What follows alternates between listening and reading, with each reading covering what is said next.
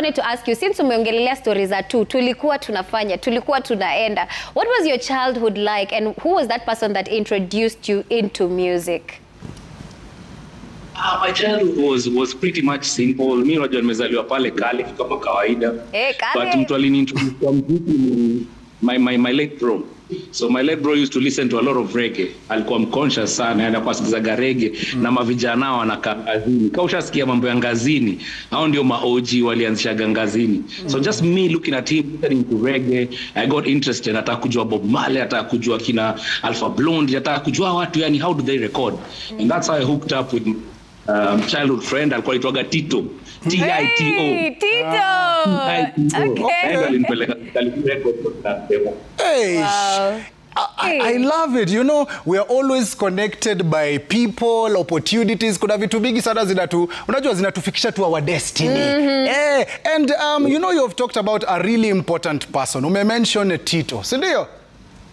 Yeah. T-I-T-O.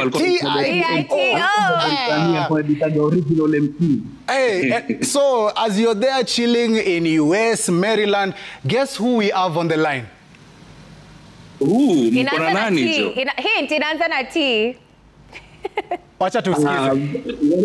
Umepata Tito, umepata T-I-T-O. Wewe ona, sikiza hiyo. Majina ni Tito Kariu. Nilikuwa naishi Kali, siku hizi naishi huku Ruiru.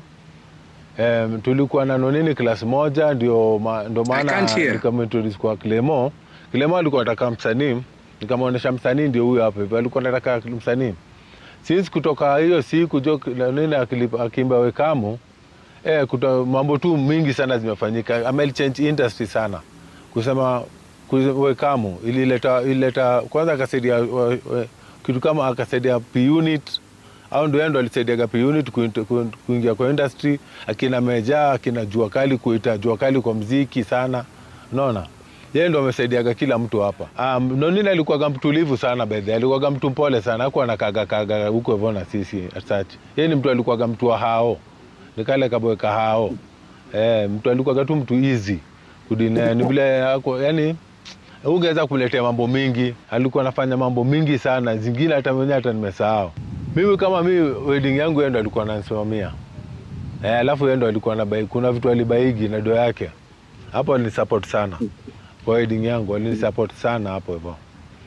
Yeye ni one of them. Kuna vitu sana support. Alafu albinism, alikuwa anasaidia geo nini albinism. Anasaidia watu wa ball sana. Amebaya maball, alikuja kutoa mapesa kwa field.